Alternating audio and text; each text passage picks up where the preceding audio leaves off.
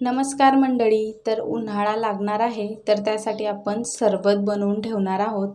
Syrup जे आपण 6 महिन्यांसाठी फ्रीजमध्ये स्टोअर करू शकतो आणि हवं तेव्हा आपण ते डायरेक्ट यूज करू शकतो. याच्यात फक्त पाणी घालायचं, बर्फ घालायचा आवडत असेल तर आणि सर्व करायचं. तर चला आपण याची स्टेप बाय स्टेप पूर्ण रेसिपी बघूया. त्याआधी जर तुम्ही माझ्या चॅनलवर नवीन असाल तर चॅनलला सबस्क्राईब आणि व्हिडिओला लाईक करायला विसरू नका. तर हे सरबत बनवण्यासाठी मी इथे एक मोठी वाटी पुदिन्याची पानं घेतलेली आहे, ज्यांना मी स्वच्छ निवडून आणि धुवून घेतलेलं आहे.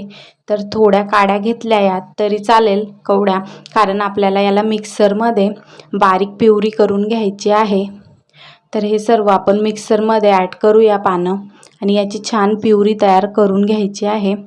त्यात थोडं पाणी ॲड करा, नाहीतर पानं व्यवस्थित वाटली जात नाही आणि ती जाडसर राहतात.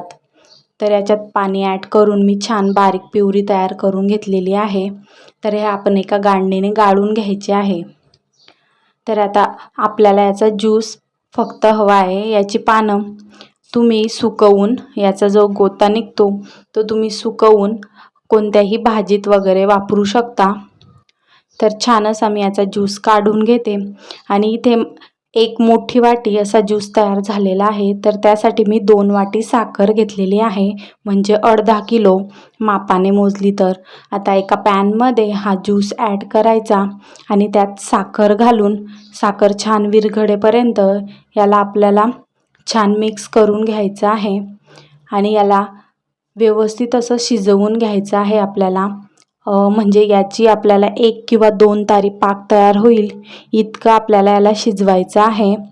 आणि नंतर यात आपल्याला शेवटी एक पदार्थ अजून ॲड करायचा आहे. तर व्हिडिओला स्किप करू नका आणि व्हिडिओ पूर्ण बघा.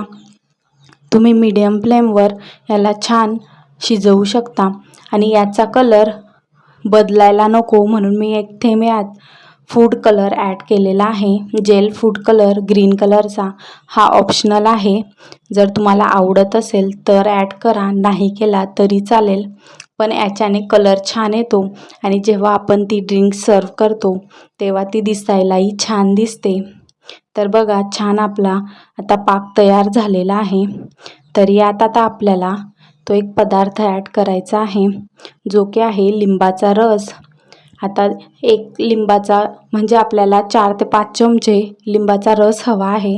तर माझ्याकडे मोठा लिंब होता, तर त्यातूनच हा निघालेला आहे.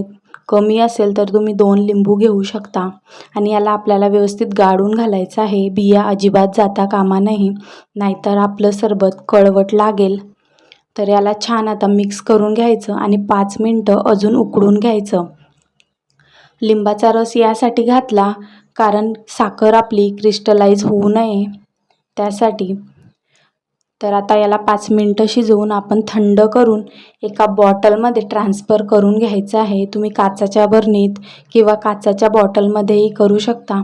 माझ्याकडे ही प्लास्टिकची बॉटल होती, जी पायनॅपल क्रश असतो आपला, आपण केकसाठी आणतो, त्याचीच होती. तर मी तिला व्यवस्थित धुवून त्यात ॲड केलेलं आहे. सरबत सर्व करताना जर त्यात थोडी जलजिरा पावडर ॲड केली तर त्याची चव अजूनच छान येते. तर हे नक्की ट्राय करा आणि तुमचं सरबत कसं झालं नक्की कळवा. धन्यवाद.